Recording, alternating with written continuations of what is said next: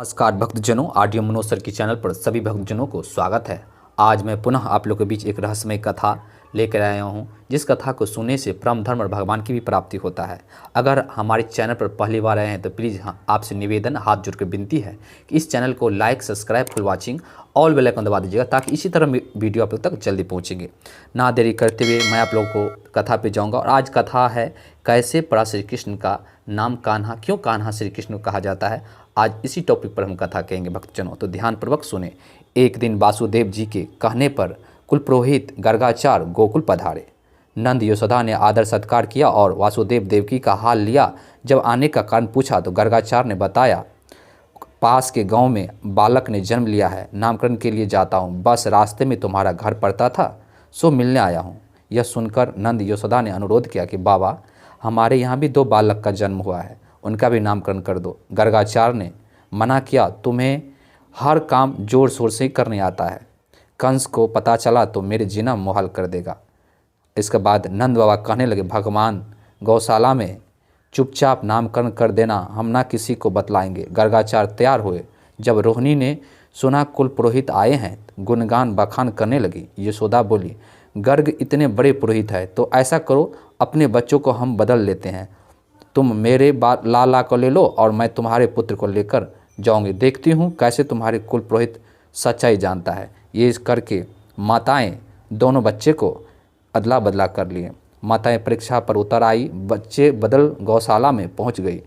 यशोदा के हाथ में बच्चे को देख गर्गाचार्य कहने लगे, हे रोहिणी का पुत्र है, ये रोहिणी का पुत्र है, इसलिए एक नाम रोहण्य होगा, अपने गुणों से सबको आनंदित करेगा तो एक नाम राम होगा, और बल में इनके समान कोई ना होगा तो एक नाम बल भी होगा, मगर सबसे ज़्यादा लिया जाने वाला नाम बलराम होगा।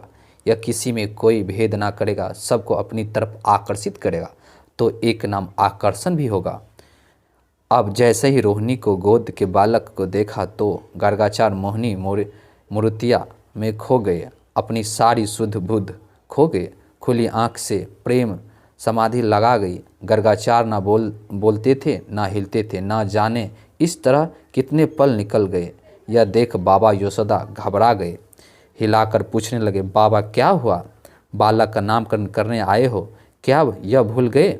यह सुनकर गर्गाचार्य को होश आया है और एकदम बोल पड़े, नंद तुम्हारा बालक कोई साधारण इंसान नहीं है। यह कहते हुए जैसे ही उन्होंने उंगली उठाई तभी कान्हा ने आंख दिखाई। कहने वाले थे गर्गाचार्य की यह तो साक्षात भगवान है। तभी कान्हा ने आँखों ही आँख में गर्गाचार्य को धमकाया है, और बाबा मेरे भेद न खोलना, मैं जानता हूँ कि बाबा यह दुनिया भगवान का क्या करती है। इसके बाद श्री कृष्ण की तरफ बाबा गर्गाचार्य ने देखा उसे, और श्री कृष्ण ने कहा, उसे पूज कर अलमारी में बंद कर देती है, और मैं अलमारी में बंद होने नहीं आया हूँ, मैं तो माखन मिश्री खाने आया हूँ, माँ की ममता में खुद को भिगोने आया हूँ। अगर आपने भेद बतलाया दिया, मेरा हाल क्या होगा, यह मैंने तुम्हें समझा दिया। इसके बाद मगर गर्गाचार्य मान नहीं पाए, जैसी दोबारा बोले ये तो साक्षात, तभी कान्हा ने फिर धमकाया, बाबा मान जाओ नहीं तो जुबान यहीं रुक जाएगी और उंगली उठी रह जाएगी। यह सारा खेल आंखों ही आंखों में हो रहा था। पास बैठे नंद यशोदा को कुछ न पता चला था। अब गर्गाचार्य बोल उठे, आपके इस बेटे के नाम अनेक होंगे, जैसे कर्म करता जाएगा वैसे नए नाम होते जाएंगे, लेकिन क्योंकि इसने इस बार काला रंग पाया है इसलिए इसका नाम कृष्ण होगा, इसके पहले यह कई रंगों में आया है। मैया बोली, बाबा यह कैसा नाम बताया है, इसे बोलने में तो मेरी जीभ ने चक्कर खाया है, कोई आसान नाम बतला दो। इसके बाद गर्गाचार्य कहने लगे, मैया तुम इसे कन्हैया का नाम से भी पुकार सकते हो, कान्हा, किशन या कृष्णा कह लेना। यह सुन मैया मुस्कुरा उठी और सारी उम्र कान्हा कहकर बुलाती रही, तो इसलिए इसका नाम कान्हा पड़ गया। यानी कि श्री कृष्ण को नाम गर्गाचार्य इसलिए देखिए, आसान भाषा में से कान्हा भी कह सकते हो, श्री कृष्ण पुकारना, और इसको यानी कि माता यशोदा को थोड़ा अटपटांग लगा और इस बोले कि मेरे जी लड़खड़ा रहा है, इसलिए कोई ऐसे नाम बता दीजिए गुरुजी जो हम प्यार से बुलाएं। तो इसका नाम कान्हा पड़ गए। तो आज के इसीलिए इसका नाम कान्हा पड़ गए भक्तजनों।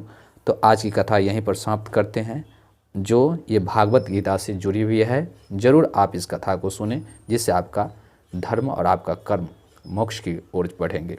तो आज की कथा यहीं पर विराम देता हूँ। जय श्री हरि। आपका दिन शुभ मंगलमय हो।